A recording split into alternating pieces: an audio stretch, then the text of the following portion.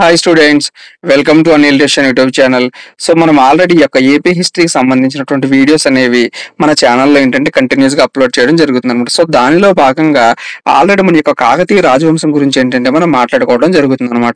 So previous వీడియోలు ఏంటంటే మన యొక్క సాంస్కృతిక చరిత్రకు సంబంధించినటువంటి వాళ్ళ కాలం నాటి పరిపాలనా వ్యవస్థ, అదేవిధంగా వాళ్ళ కాలం నాటి సైనిక వ్యవస్థ గురించి, అదేవిధంగా వాళ్ళ కాలం నాటి భౌగోళిక వ్యవస్థ గురించి, అదేవిధంగా వాళ్ళ కాలంలో జరిగినటువంటి పరిశ్రమలు అనేవి ఏ విధంగా అభివృద్ధి చెందాయి, అదేవిధంగా వాళ్ళ కాలం నాటి నాణేలు అంటే వాళ్ళ నాణేల ద్వారా వాళ్ళ యొక్క వ్యాపారాన్ని ఏ విధంగా చేశారు, ఇదంతా కూడా ఏంటంటే సాంస్కృతిక చరిత్రలో భాగంగా మనం ఆల్రెడీ ప్రీవియస్ వీడియోలో మాట్లాడుకోవడం జరిగింది అనమాట. అంటే ఎవరైతే యొక్క గ్రూప్ 2 మెయిన్స్ కి ప్రిపేర్ అవుతున్నారో వాళ్ళందరూ కూడా గుర్తుపెట్టుకోవాల్సినటువంటి విషయం ఏంటంటే కనుక మీరు యొక్క ఏపీ హిస్టరీ సబ్జెక్ట్ సంబంధించి మీరు కనుక చదివేటప్పుడు ఏంటంటే మీరు రాజకీయ చరిత్ర గురించి చదివినట్లయితే కనుక మీరు 50% సిలబస్ అనేది కంప్లీట్ చేస్తారంట. సో రాజకీయ చరిత్రతో పాటు ఏంటంటే సాంస్కృతిక చరిత్ర ఏదైతే ఉందో ఈ యొక్క సాంస్కృతిక చరిత్రను కూడా కనుక మీరు కంప్లీట్ చేసినట్లయితే కనుక మీకు ఏపీ హిస్టరీకి సంబంధించి మంచి మార్కులు రావడానికి అవకాశం ఉంటుంది అనమాట. సో అదే విధంగా మన ఛానల్ ఏంటంటే ఫస్ట్ ప్రతి వీడియోలో కూడా ఏంటంటే ప్రతి రాజవంశానికి సంబంధించి కూడా ఏంటంటే మనం ఫస్ట్ లో ఏంటంటే వాళ్ళ యొక్క రాజకీయ చరిత్ర గురించి మనం మాట్లాడుకుంటాం. ఇక రాజకీయ చరిత్ర తర్వాత ఏంటంటే మనం సాంస్కృతిక చరిత్ర గురించి ఏంటంటే మనం మాట్లాడుకోవడం జరుగుతుంది. సో ఈ విధంగా ఏంటంటే ప్యారలల్ గా ఒకదాని తర్వాత ఒకటి మనం మాట్లాడుకుని ఈ యొక్క నోట్స్ కూడా ఏంటంటే మీ అందరికీ కూడా నేను సింపుల్ గా అర్థమయ్యే విధంగా నోట్స్ అనేది రాసి మీకు అందరికీ కూడా అందించడం జరుగుతుంది. కాబట్టి ఖచ్చితంగా ఈ యొక్క నోట్స్ అనేది ఎవరికైతే యూజ్ అవుతుందో వాళ్ళందరూ కూడా నన్ను కాంటాక్ట్ చేయండి. సో నా యొక్క వాట్సాప్ నెంబర్ అయితే డిస్క్రిప్షన్ లో ఉంటుంది. సో మీరందరూ కూడా ఈ యొక్క నోట్స్ అనేది మీకు ఉపయోగపడుతుంది అని భావిస్తే మీరు ఖచ్చితంగా నన్ను కాంటాక్ట్ చేయండి. అదే విధంగా ఈ యొక్క క్లాసులు ఎలా ఉన్నాయి అనే ఫీడ్బ్యాక్ అనేది మీరు ఖచ్చితంగా కామెంట్ సెక్షన్ లో ఇవ్వండి. అదే విధంగా మన ఛానల్ ఖచ్చితంగా సబ్స్క్రైబ్ చేసుకోండి. ఎవరైతే గ్రూప్ 2 ప్రిపేర్ అవుతున్నారో వాళ్ళందరికీ కూడా షేర్ చేయండి. వీలైతే మీ యొక్క వాట్సాప్ స్టేటస్ కూడా పెట్టుకోండి. సో ఇంకా మనం డీటెయిల్స్ లోకి వెళ్ళిపోతే సాంస్కృతిక చరిత్రలో భాగంగా మనం ప్రీవియస్ వీడియోలు ఏంటంటే ఈ యొక్క కాకతీయులు అనేవాళ్ళు ఎవరైతే ఉన్నారో వాళ్ళ కాలం నాటి పరిపాలనా వ్యవస్థ గురించి, అదే విధంగా వాళ్ళ కాలంలో జరిగినటువంటి ఆర్థిక పరిస్థితుల గురించి, అదే విధంగా వాళ్ళ కాలంలో జరిగినటువంటి వాణిజ్య వ్యవస్థ గురించి అనేక రకాలైనటువంటి అంశాల గురించి ఏంటంటే మనం ఆల్రెడీ ప్రీవియస్ వీడియోలో మాట్లాడుకున్నాం అనమాట. సో ఇంకా ఎవరైనా సరే కనుక మీలో ఆ వీడియో చూడకపోతే ముందు ఆ వీడియో చూడండి. ఆ వీడియో చూసిన తర్వాత ఏంటంటే కంటిన్యూస్ గా కనుక మీరు ఈ వీడియో చూసినట్లయితే ఈ యొక్క కాకతీయ రాజ్యానికి సంబంధించినటువంటి కంప్లీట్ ఇన్ఫర్మేషన్ అనేది మీకు 100% అర్థమవుతుంది అనమాట. సో ఈ రోజు ఏంటంటే మనం ఈ యొక్క సామాజిక పరిస్థితులు అనేవి ఏ విధంగా ఉన్నాయి అంటే సాంస్కృతిక చరిత్రలో భాగంగా ఈ రోజు ఏంటంటే మనం వీళ్ళ కాలం నాటి సామాజిక పరిస్థితుల గురించి మనం మాట్లాడుకుందాం. సో సామాజిక పరిస్థితులు అంటే ఏంటంటే కనుక అక్కడ ఉన్నటువంటి ప్రజలందరూ కూడా ఏ విధంగా జీవించడం జరిగింది. సో దాని గురించినటువంటి సమాచారం ఏంటంటే కనుక వాళ్ళ కాలంలో చాతుర్వర్ణ వ్యవస్థ అనేది అమల్లో ఉందన్నమాట. అంటే చాతుర్వర్ణ వ్యవస్థ అంటే ఏంటి కనుక మనకి బ్రాహ్మణులు, అదే విధంగా తర్వాత ఏంటంటే మనకి క్షత్రియుల తర్వాత ఏంటంటే మనకి వైశ్యులు, అదే విధంగా శూద్రులు అనమాట. సో అంటే ఈ విధంగా వాళ్ళ కాలంలో కూడా ఏంటంటే చాతుర్వర్ణ వ్యవస్థ అనేది అమల్లో ఉందన్నమాట. సో ఇంకోటి ఏంటంటే కులాలు కూడా ఉండేవి అనమాట. అంటే వాళ్ళ కాలంలోనే అనేక రకమైనటువంటి కులాలన్నీ కూడా ఆవిర్భించాయని చెప్పి మనకి అనేకమైనటువంటి ఆధారాలు ఉన్నాయండి. అదే విధంగా కులాల్లో ఏంటంటే మరలా ఉపకులాల కింద ఏర్పడడం జరిగింది అనమాట. అంటే కులాల్లోనే మనకి సబ్ డివిజన్ కింద ఉపకులాలు అనేవి అన్ని కూడా ఏర్పడడం జరిగింది అనమాట. ఈ యొక్క ఉపకులాలు అనేవి ఏ విధంగా ఏర్పడ్డాయి అంటే కనుక వృత్తిపరమైనటువంటి ఉపకులాలు కొన్ని, అదే విధంగా ప్రాంతం పరంగా కొన్ని ఉపకులాలు అనేవి ఏర్పడడం జరిగింది అనమాట. అంటే పలానా వృత్తి చేసుకున్నటువంటి వాళ్ళు ఎవరైతే ఉన్నారో వాళ్ళందరూ కూడా ఏంటంటే ఒక కులం కింద, అదే విధంగా పర్టికులర్ గా పలానా ప్రాంతాన్ని నివసించే వాళ్ళు ఎవరైతే ఉన్నారో వాళ్ళందరూ కూడా ఏంటంటే ఒక ఉపకులం కింద వాళ్ళు ఏర్పడడం జరిగింది అనమాట. సో ఈ విధంగా ఒక ప్రాంతాన్ని ఆధారంగా చేసుకునే వాళ్ళు ఉపకులం కింద ఏర్పడ్డారు అని చెప్పి మనకి ఎలా అర్థమవుతుంది కనుక గోల్కొండ ప్రాంతం ఉన్నటువంటి బ్రాహ్మణులు ఎవరైతే ఉన్నారో వాళ్ళందరూ కూడా ఏమని పిలిచేవాళ్ళు అంటే కనుక గోల్కొండ బ్రాహ్మణులు అని పిలవడం జరిగింది అనమాట. అంటే ఈ విధంగా వృత్తిపరంగా కొంతమందిని ఉపకులాల కింద, అదే విధంగా ప్రాంతం పరంగా కూడా కొంతమందిని ఉపకులాల కింద వాళ్ళ కాలంలోనే ఉండడం అనేది జరిగింది అనమాట. ఇంకొకటి ఏంటంటే వినుకొండ వల్లభామదిత్యుడు ఎవరైతే ఉన్నాడో ఈ యొక్క వినుకొండ వల్లభామదిత్యుడు రచించినటువంటి ఈ యొక్క క్రీడాభిరామం అనే గ్రంథంలో ఏంటంటే ఈ యొక్క గోల్కొండ బ్రాహ్మణులు అనేవాళ్ళు అనేక ప్రాంతాల్లో కూడా ఉండేవాళ్ళు అని చెప్పి అతను రచించినటువంటి యొక్క క్రీడాభిరామం అనే గ్రంథంలో ఏంటంటే వీళ్ళ గురించి ఈ యొక్క ఉపకులాల గురించి కూడా ఏంటంటే ఇతను పేర్కొనడం జరిగింది అనమాట. సో ఇంకొకటి ఏంటంటే వీళ్ళ కాలంలో మనకి అనేకమైనటువంటి కుల సంఘాలు అనేవి ఉండేవి అనమాట. అంటే పర్టికులర్ గా ఏంటంటే ఫలానా కులానికి సంబంధించిన వాళ్ళందరూ కూడా ఏంటంటే ఒక గ్రూప్ కింద ఫామ్ అయ్యేవాళ్ళు. సో దాన్ని ఏంటంటే మనం కుల సంఘాలు అని చెప్పి పిలవడం జరుగుతుందని చెప్పి మనం ఆల్రెడీ గత క్లాస్ లో మాట్లాడుకున్నాం. సో ఈ విధంగా కుల సంఘాలకు సంబంధించినటువంటి బ్రాహ్మణులు ఎవరైతే ఉన్నారో బ్రాహ్మణ కుల సంఘాలకు సంబంధించినటువంటి వాళ్ళు ఎవరైతే ఉన్నారో వాళ్ళందరినీ కూడా ఏమని పిలిచేవాళ్ళు అంటే కనుక మహాజనులు అని చెప్పి పిలవడం జరిగింది అనమాట. అదే విధంగా వైశ్యులు ఎవరైతే ఉన్నారో ఈ యొక్క వైశ్య కులానికి సంబంధించినటువంటి వాళ్ళు ఎవరైతే ఉన్నారో వాళ్ళు కనుక ఒక కుల సంఘం కింద ఫామ్ అయితే కనుక వాళ్ళందరినీ కూడా ఏమని పిలిచేవాళ్ళు అంటే కనుక నికరములు అని చెప్పి పిలవడం జరిగేది అనమాట. అంటే ఈ విధంగా కుల సంఘాలకు సంబంధించినటువంటి బ్రాహ్మణులు అయితే కనుక మహాజనులు, అదే విధంగా వాళ్ళు కనుక వైశ్యులు అయితే కనుక నికరములు అని చెప్పి పిలవడం జరిగేది అనమాట. ఇంకొకటి ఏంటంటే వీళ్ళ కాలంలో వివాహాలనేవి ఏ విధంగా జరిగాయి అంటే గనక అనులోమ వివాహాలు, అదే విధంగా ప్రతిలోమ వివాహాలు కూడా జరిగాయి అన్నమాట. అంటే అనులోమ వివాహం అంటే ఏంటంటే గనక ఉన్నత వర్గానికి చెందినటువంటి పురుషుడు ఈ యొక్క తక్కువ వర్గానికి చెందినటువంటి స్త్రీని గనుక వివాహం చేసుకుంటే గనక దానిని అనులోమ వివాహం అంటారన్నమాట. అదే విధంగా ప్రతిలోమ వివాహం కూడా వాళ్ళ కాలంలో జరిగేవి అనమాట. అంటే ఉన్నత వర్గానికి చెందినటువంటి స్త్రీ ఎవరైతే ఉందో ఈ యొక్క ఉన్నత వర్గానికి చెందినటువంటి స్త్రీ గనక తక్కువ వర్గానికి చెందినటువంటి పురుషుని గనక వివాహం చేసుకున్నట్లయితే కనుక దానిని ప్రతిలోమ వివాహం అనేవి ప్రతిలోమ వివాహం అని చెప్పి అంటారన్నమాట. అంటే వాళ్ళ కాలంలో మనకి అనులోమ వివాహం అనేది ఉంది. అదే విధంగా ప్రతిలోమ వివాహాలు కూడా మనకి వాళ్ళ కాలంలో మనకి అమల్లో ఉన్నాయండి. సో దీనికి ఎగ్జాంపుల్ ఏంటంటే కనుక మనకి ఈ యొక్క రుద్రమదేవిని కనుక మీరు తీసుకున్నట్లయితే కనుక ఇంత గొప్పగా పరిపాలించినటువంటి యొక్క రుద్రమదేవి ఏంటంటే ప్రస్తుతం చేబ్రోలు ప్రాంతం ఏదైతే ఉందో ఆ యొక్క చేబ్రోలు ప్రాంతానికి సంబంధించినటువంటి చాళుక్య వీరభద్రుడిని వివాహం అనేది చేసుకోవడం జరుగుతుంది అనమాట. మరి ఈ యొక్క చాళుక్య వీరభద్రుడు ఎవరు? శూద్రుడు అనమాట. అంటే ఈ విధంగా గొప్పగా పరిపాలించినటువంటి యొక్క ఉన్నత స్త్రీ ఏంటంటే ఒక శూద్రుని వివాహం చేసుకుంది కాబట్టి వాళ్ళ కాలంలో ఏంటంటే అనులోమ వివాహం ఉంది. అదే విధంగా ప్రతిలోమ వివాహాలు కూడా ఉన్నాయని చెప్పి మనం అర్థం చేసుకోవచ్చు అనమాట. సో ఇంకొకటి ఏంటంటే ఈ యొక్క కాకతీయుల కాలాన్ని మనం ఏమని పిలుస్తామంటే కనుక శూద్ర యుగం అని చెప్పి పిలవడం జరుగుతుంది అనమాట. సో ఎందుకంటే కనుక ఈ యొక్క కాకతీయులు ఎవరైతే ఉన్నారో వీళ్ళందరూ కూడా ఏంటంటే శూద్రులకు సంబంధించినటువంటి వాళ్ళు అనమాట. అంటే వాళ్ళ యొక్క క్యాస్ట్ ఏంటంటే గనక వాళ్ళు మొత్తం అందరూ కూడా పరిపాలించినటువంటి రాజులు ఎవరైతే ఉన్నారో వీళ్ళందరూ కూడా శూద్రులు కాబట్టి ఇక కాకతీయ యుగం ఏదైతే ఉందో దీన్ని అంతా కూడా ఏమని పిలవడం జరిగింది అంటే కనుక శూద్ర యుగం అని చెప్పి పిలవడం జరిగింది అనమాట. అదే విధంగా వీళ్ళ కాలంలో ఏంటంటే కొంతమంది స్త్రీలు ఎవరైతే ఉన్నారో వీళ్ళు ఏంటంటే వాళ్ళ చేతులకు కానీ అదే విధంగా వాళ్ళ యొక్క కాళ్ళకు కానీ కొన్ని అన్వాంటెడ్ ప్లేస్ లో కనుక రోమాలు కనుక వచ్చినట్లయితే అంటే జుట్టు కనుక అక్కడ వచ్చినట్లయితే కనుక వెంట్రుకలు కనుక అక్కడ వచ్చినట్లయితే అవి రాకుండా ఏంటంటే వాళ్ళు ఒక లేపనం అనేది రాసుకునేవాళ్ళు అనమాట. సో ఆ యొక్క లేపనాన్ని ఏమని పిలవడం జరిగిందంటే కనుక సుస్రవేత్ అని పిలవడం జరిగింది అనమాట. అంటే ఈ విధంగా కాకతీయుల కాలంలో ఉన్నటువంటి స్త్రీలు ఇక్కడ అన్వాంటెడ్ ప్లేస్ లో కనుక రోమాలు రాకుండా అంటే వెంట్రుకలు అనేవి రాకుండా ఏంటంటే వాళ్ళు ఒక లేపనాన్ని వాడేవారు. ఆ లేపనాన్ని ఏమని పిలిచేవాళ్ళు అని చెప్పి మనకు ఒకసారి గ్రూప్ ఎగ్జామ్ లో అడిగారు అనమాట. సో దాన్ని ఏమని పిలిచేవాళ్ళు అంటే కనుక సుస్రవేత్ అని చెప్పి పిలవడం జరిగేది అనమాట. అంటే ఈ రోజు ఏ విధంగా అయితే పసుపు అనేది రాసుకుంటున్నారు అదే విధంగా వాళ్ళ కాలంలో ఏంటంటే వాళ్ళు ఒక లేపనాన్ని రాసుకునే వాళ్ళు. సో దాన్నే సుసరకేత్ లేదా సుసరవేత్ అని చెప్పి పిలవడం జరిగేది అనమాట. సో ఇంకొకటి ఏంటంటే వాళ్ళ కాలంలో వేశ్యలకి ప్రత్యేకమైనటువంటి స్థానం అనేది ఇవ్వడం జరిగింది అనమాట. అదే విధంగా వాళ్ళ కాలంలో ఏంటంటే కొన్ని వందల లేదా వేలాది ఏంటంటే వేశ్య గృహాలు అనేవి ఉన్నాయి అనమాట. సో పర్టికులర్ గా ఏంటంటే వాళ్ళ కాలంలో ఏదైనా సరే ఒక ఫంక్షన్ జరిగినా సరే లేదా ఒక కార్యక్రమం ఏదైనా జరిగినా సరే ఖచ్చితంగా కార్యక్రమంలో ఏంటంటే ఒక వేశ్య అనేది ఖచ్చితంగా రావడం జరుగుతుంది. ఆ వేశ్యతోనే ఒక కార్యక్రమం అనేది స్టార్ట్ అవుతుంది అనమాట. అంటే వేశ్య ఒక డాన్స్ అనేది వేయడం జరుగుతుంది అంటే ఒక నృత్యం అనేది ఆ యొక్క వేసి అనేది అంటే ఆ యొక్క ప్రోగ్రామ్ అనేది ఒక వేసితోనే స్టార్ట్ అవుతుంది అనమాట. అంటే పర్టికులర్ గా వాళ్ళ కాలంలో ఏంటంటే ప్రతి ఒక్క వేసి కూడా ఏంటంటే వాళ్ళు ప్రత్యేకమైనటువంటి స్థానం అనేది కల్పించడం జరిగింది అనమాట. సో ఇది వీళ్ళ కాలం నాటి సామాజిక పరిస్థితులు అనమాట. అదే విధంగా ఒకసారి గ్రూప్ ఎగ్జామ్ లో ఏ విధంగా బిట్ అంటే కనుక ఈ యొక్క కాకతీయుల కాలం నాటి భూమిని ఏ విధంగా కొలిచేవాళ్ళు అంటే కనుక ఎటువంటి పరికరంతో కొలిచేవాళ్ళు అని చెప్పి ఒక బిట్ అనేది అడగడం జరిగింది కాబట్టి సో దీనికి సంబంధించిన ఇన్ఫర్మేషన్ కూడా ఏంటంటే నేను ఇక్కడ మీకు అందరికీ కూడా అందించడం జరుగుతుంది అనమాట. సో ఏ విధంగా వాళ్ళు భూమి సిస్టమ్ కొలవడానికి వాడినటువంటి పరికరాలు ఏంటి అని కనుక మనం ఒకసారి చూసినట్లయితే పెనుంబాక మానదండం అదే విధంగా కేసరపాటి పగడాలు అనమాట. అంటే ఈ విధంగా కాకతీయుల కాలంలో ఏంటంటే వాళ్ళు భూమి ఏదైతే ఉందో ఆ భూమిని కొలవడానికి ఏంటంటే వాళ్ళు రెండు రకాల పరికరాలని వాళ్ళు వాడడం జరిగింది అనమాట. సో అదేంటంటే పెనుంబాక మానదండం, రెండోది ఏంటంటే కనుక కేసరపాటి పగడాలు అనమాట. సో ఈ విధంగా ఏంటంటే వాళ్ళ కాలం నాటి సామాజిక పరిస్థితులు అనేవి ఉన్నాయి అనమాట. సో నెక్స్ట్ ఏంటంటే కనుక మత పరిస్థితులు అంటే వాళ్ళ కాలం నాటి మత పరిస్థితులు అనేవి ఏ విధంగా ఉన్నాయి. సో కాకతీయుల కాలంలో ఏంటంటే మత పరిస్థితులన్నీ గురించి ఏంటంటే మనం చాలా డెప్త్ గా ఇన్ఫర్మేషన్ అనేది మాట్లాడుకోవాల్సినటువంటి అవసరం అనేది ఉందన్నమాట. సో వీళ్ళ కాలంలో ఏంటంటే కనుక జైన మతం అనేది ఉందన్నమాట. అంటే బౌద్ధ మతం అనేది ఏదైతే ఉంది యొక్క బౌద్ధ మతం అనేది పూర్తిగా పతనా వ్యవస్థకి చేరిపోయింది అనమాట. అంటే బౌద్ధ మతం అనేది అసలు లేదనమాట. బట్ జైన మతం ఏదైతే ఉంది యొక్క జైన మతం అనేది ఉందన్నమాట. కానీ జైన మతం అనేది తర్వాత యొక్క జైన మతం కూడా ఏంటంటే పూర్తిగా అంతరించిపోయి శైవ మతంలోకి కాకతీయులందరూ కూడా మారిపోయారు అనమాట. అంటే ఇక్కడ ఉన్నటువంటి తొలి కాకతీయులు ఎవరైతే ఉన్నారో యొక్క తొలి కాకతీయులకు అధికార మతం ఏంటంటే కనుక జైన మతం అనమాట. సో ఎందుకంటే రాష్ట్రకూట్ల సామంతులుగా వీళ్ళు ఉన్నారు కాబట్టి ఈ యొక్క రాష్ట్రకూట్ల యొక్క జైన మతాన్ని వీళ్ళు స్వీకరించారు కాబట్టి తొలి కాకతీయులు ఎవరైతే ఉన్నారో వీళ్ళందరూ కూడా ఏంటంటే జైన మతాన్ని స్వీకరించడం జరిగింది అనమాట. సో ఈ యొక్క జైన మతాన్ని వాళ్ళు స్వీకరించారు లేదా జైన మతం అనేది వీళ్ళ కాలంలో ఉంది అని దానికి సంబంధించినటువంటి ఆధారాలు ఏంటి అని ఒకసారి మనం చూసినట్లయితే కనుక ఈ యొక్క తొలి కాకతీయ రాజైనటువంటి బేతరాజు వన్న వేయించినటువంటి యొక్క శనికర శాసనం ఏదైతే ఉందో ఈ యొక్క శనికర శాసనం ప్రకారం ఏంటంటే కనుక యుద్ధమల్లుడు అంటే తూర్పు చాళుక్య రాజు అయినటువంటి యుద్ధమల్లుడు ఎవరైతే ఉన్నాడో అతను నిర్మించినటువంటి ఒక జైన దేవాలయం ఉంటుంది అనమాట. సో దాన్ని ఏమని పిలుస్తారంటే కనుక యుద్ధమల్ల జనాలయం అని పిలవడం జరుగుతుంది అనమాట. ఈ యొక్క యుద్ధమల్ల జనాలయానికి ఇతను ఏంటంటే దానం చేయడం జరిగింది అనమాట. లేదా ఆ యొక్క జనాలయాన్ని ఏంటంటే ఇతను పునరుద్ధరించడం జరిగిందనమాట. అంటే దీన్ని బట్టి మనం ఏమర్థం చేసుకోవచ్చు అంటే వాళ్ళ కాలంలో జైన మతం ఉంది అంటే తొలి కాకతీయులు ఎవరైతే ఉన్నారో ఈ యొక్క తొలి కాకతీయుల కాలంలో ఏంటంటే మనకి జైన మతం ఉంది అని చెప్పి మనం అర్థం చేసుకోవచ్చు అనమాట.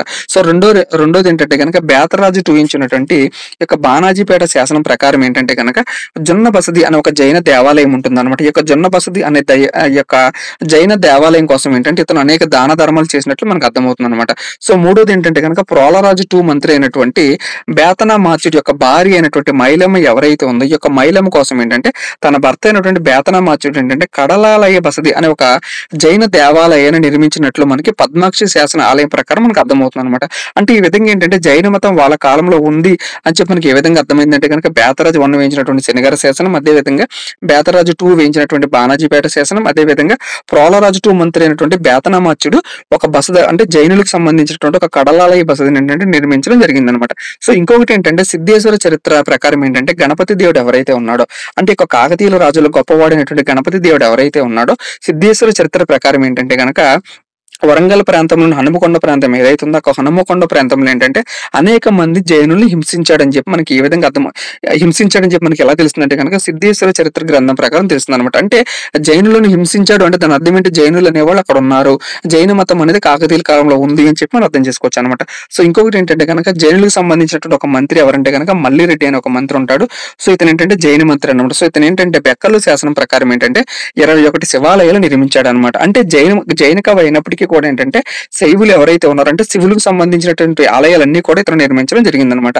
సో ఎందుకంటే కనుక దేవుడు ఒక్కడే అని చెప్పి ఇతను పేర్కొనడం జరిగిందనమాట. అంటే జైనులకు సంబంధించినటువంటి దేవుడైనా సరే లేదా శివుడికి సంబంధించినటువంటి దేవుడైనా సరే దేవుళ్ళందరూ ఒక్కడే, దేవుళ్ళందరూ కూడా ఒక్కటే అనే కాన్సెప్ట్ ఏంటంటే కనుక ఇక మల్లిరెడ్డి అనే ఒక జైన మంత్రి ఏంటంటే కనుక 21 శివాలయాలు నిర్మించాడని చెప్పి మనకి బెక్కల్లో శాసనం ప్రకారం మనకు అర్థమవుతుంది అనమాట. సో ఇంకొకటి ఏంటంటే ఇంత గొప్పగా ఉన్నటువంటి జైన మతం ఏదైతే ఉందో ఈ యొక్క జైన మతాన్ని ఏంటంటే ఆర్థికంగా ఎవరైతే ఉన్నతంగా ఉన్నారో వాళ్ళు, అదే విధంగా విద్యావంతులు ఎవరైతే ఉన్నారో వాళ్ళు మాత్రమే ఆదరించడం జరిగింది అనమాట. అంటే మిగిలినటువంటి ప్రజలు ఎవరైతే ఉన్నారో వాళ్ళ కాలంలో ఉన్నటువంటి ప్రజలు ఎవరైతే ఉన్నారో పరిపాలించబడుతున్నటువంటి ప్రజలు ఎవరైతే ఉన్నారో ప్రజాదరణ పొందలేదన్నమాట. అంటే కేవలం ఏంటంటే ఉన్నత విద్యావంతులు అదే విధంగా ఆర్థికంగా స్థిరపడినటువంటి వాళ్ళు ఎవరైతే ఉన్నారో వాళ్ళు మాత్రమే ఈ యొక్క జైన మతాన్ని ఆదరించడం వలన ఏంటంటే ప్రజాదరణ అనేది పొందలేదన్నమాట. అంటే కేవలం వాళ్ళ మట్టుకే ఆదరించడం జరిగింది కాబట్టి అక్కడ ఉన్నటువంటి ప్రజలందరూ కూడా ఆదరించకపోవడం వల్ల యొక్క జైన మతం అనేది ఏంటంటే రాను రాను క్షీణించిపోయి తర్వాత ఏంటంటే జైన మతం అనేది కాకతీయ వంశంలోనే లేకుండా పోయిందనమాట.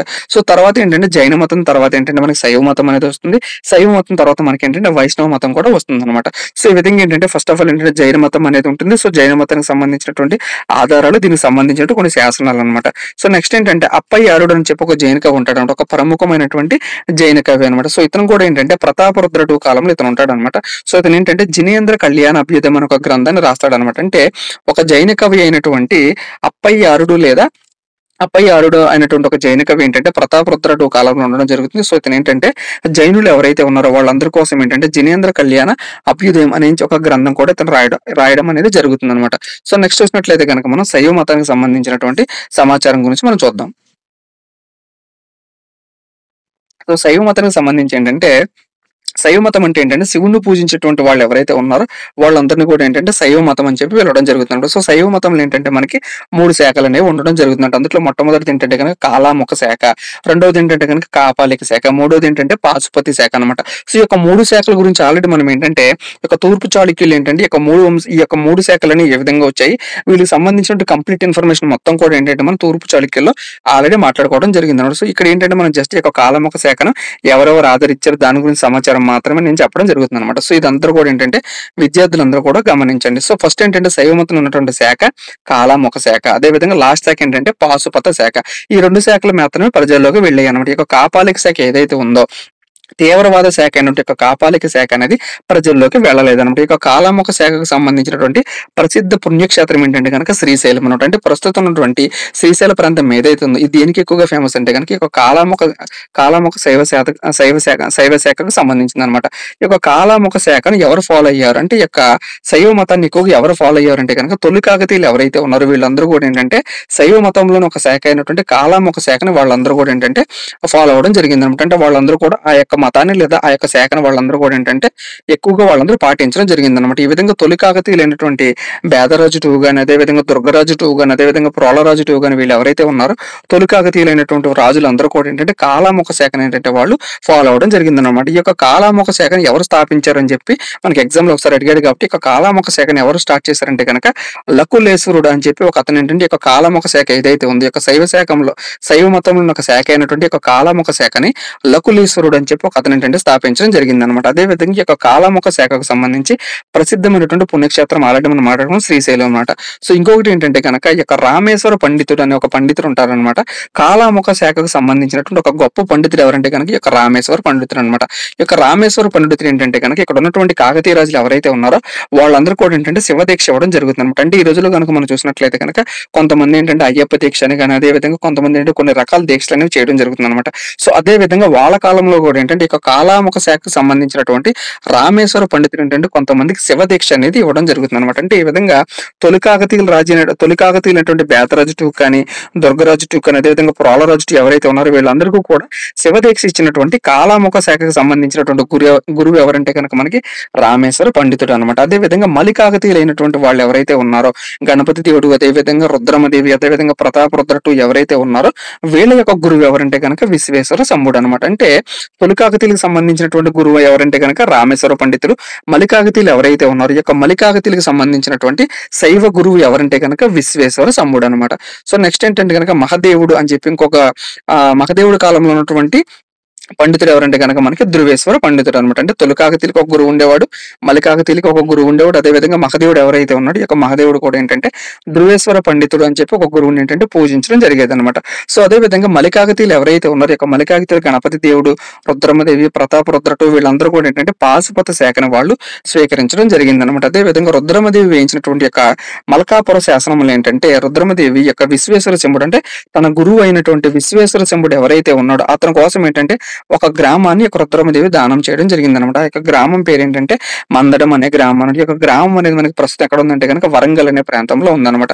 అంటే ఈ విధంగా రుద్రమదేవి తన గురువు అయినటువంటి విశ్వేశ్వర శంభుడు కోసం ఏంటంటే మందడం అనే గ్రామాన్ని దానం చేసింది అని చెప్పి మనకి ఎలా తెలుస్తుందంటే కనుక తను వేయించినటువంటి మల్కాపురం శాస్త్రంలో మనకి దీనికి సంబంధించినటువంటి ఆధారాలు అనేవి ఉన్నాయి అనమాట. సో ఈ విధంగా ఈ యొక్క గ్రామం అనేది ఒక విశ్వేశ్వర శంభుడికి దానం చేసింది కాబట్టి ఈ యొక్క విశ్వేశ్వర శంభుడు ఏం చేశాడంటే ఆ గ్రామంలో అనేక గటికలు అనేవి అతను నిర్మించడం జరిగిందనమాట.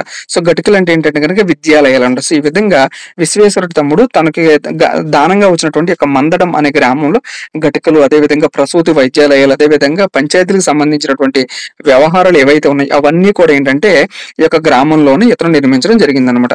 సో రెండోది ఏంటంటే ఇక్కడ ఉన్నటువంటి విశ్వేశ్వర శంభుడు ఎవరైతే ఉన్నాడో ఇతను ఒక ఉప బ్రాంచ్ అంటే ఒక ఉపమఠాన్ని కూడా స్టార్ట్ చేయడం జరిగిందనమాట. అంటే ఈ యొక్క శైవ మతం అనేది అంత పీక్ స్టేజ్ కి వెళ్ళిపోయింది కాబట్టి ఈ యొక్క ఉపమఠాన్ని అతను ఎక్కడ స్టార్ట్ చేశాడంటే కనుక కాళేశ్వరంలో గోళంకి మఠాధిపతి అయినటువంటి ఈ యొక్క విశ్వేశ్వర శంభుడు ఏంటంటే కనుక కాళేశ్వరం అనే ప్రాంతంలో ఏంటంటే కనుక ఒక ఉపమఠాన్ని కూడా స్టార్ట్ చేయడం జరిగిందనమాట. ఈ యొక్క ఉపమఠానికి ఏంటంటే పొన్న అనే గ్రామాన్ని ఏంటంటే దానం చేయడం జరిగిందనమాట. సో ఇంకొకటి ఏంటంటే ఇతను నల్గొండ ప్రాంతంలోని ఏలేశ్వరం అనే ఒక గ్రామం ఉంటుందన్నమాట. ఈ యొక్క నల్గొండ ప్రాంతంలోని ఏలేశ్వరం అనే ప్రాంతంలో ఏంటంటే షోడశ అవరోకల దేవాలయం అనే ఒక దేవాలయాన్ని కూడా నిర్మించడం జరుగుతుంది అనమాట. సో ఈ విధంగా ఏంటంటే షోడశ అవరోకల దేవాలయం అనే ఒక ఈ యొక్క దేవాలయం నిర్మించడానికి మనకి ఇక్కడ ఉన్నటువంటి విశ్వేశ్వర శంభుడు ఎవరైతే ఉన్నాడో ఇతని కోసం ఏంటంటే కాండ్రకోట గ్రామాన్ని దానం చేయడం జరుగుతుంది. ఎవరంటే కనుక గణపతి దేవుడు అనమాట. అంటే ఈ విధంగా మనకి విశ్వేశ్వర శంభుడు కోసమే మనకి రాణి రుద్రమదేవి ఏంటంటే మందడ అనే గ్రామాన్ని దానం చేయడం జరుగుతుంది. అదే విధంగా గోళక మఠాధిపతి అయినటువంటి యొక్క గోళక మఠాధిపతి కోసం ఏంటంటే పొన్న అనే గ్రామాన్ని విశ్వేశ్వర శంభుడు దానం చేయడం జరుగుతుంది. అదే విధంగా ఇక్కడ ఉన్నటువంటి గణపతి దేవుడు ఎవరైతే ఉంటాడో ఈ యొక్క గణపతి దేవుడు షోడశ అవరోకల దేవాలయం కోసం ఏంటంటే కాండ్రకోట అనే గ్రామాన్ని కూడా ఏంటంటే దానం చేయడం జరిగింది అనమాట. ఈ విధంగా ఏంటంటే దానం చేసినటువంటి గ్రామాల గురించి అడుగుతాడు, ఎవరు ఆ గ్రామాన్ని ఎవరికి దానం చేశారని అడుగుతాడు. కాబట్టి ఇవన్నీ కూడా విద్యార్థులందరూ కూడా జాగ్రత్తగా నోట్ చేసుకోండి అనమాట. సో ఇంకొకటి ఏంటంటే ఈ యొక్క గోళక మఠం ఏదైతే ఉందో ఈ యొక్క గోళక మఠం అనేది ఆ కాలంలో ఏ విధంగా ఉండేదనక శైవ విద్యాలయం అనమాట. అంటే ఆ యొక్క గోళక మఠంలో ఏంటంటే కనుక విద్యాలయానికి సంబంధించినటువంటి సమాచారం ఉండేది. అంటే విద్యార్థులందరూ కూడా అక్కడికి వెళ్ళి చదువుకునేవాళ్ళు. అదేవిధంగా ఒక ప్రసూతి వైద్యశాల కింద ఉండేదన్నమాట. అదేవిధంగా ధర్మసత్రంగా కూడా మనకి వ్యవహరించేదని చెప్పి ఆధారాలు ఉన్నాయంట. సో నెక్స్ట్ చూసినటువంటి మఠం ఏంటంటే మనకి శాఖ ఏంటంటే కనుక శైవ మతంలో ఒక శాఖ ఏంటంటే కనుక ఆరాధ్య శైవం అని ఒక శాఖ ఉందన్నమాట. అంటే ఈ విధంగా మనకి కాలాముఖ శాఖ, అదేవిధంగా పాశుపతి శాఖ, అదేవిధంగా ఇక శైవ మతంలోనే ఇంకొక శాఖ అనేది రావడం జరిగిందనమాట. సో ఆ యొక్క శాఖ పేరు ఏంటంటే గనక ఆరాధ్య శైవం అని చెప్పి ఒక శాఖ అనేది రావడం జరిగిందనమాట. ఈ యొక్క ఆరాధ్య శైవంలో ఏంటంటే మనకి 12 మంది ఆచార్యులు అనేవాళ్ళు ఉండేవాళ్ళు అనమాట.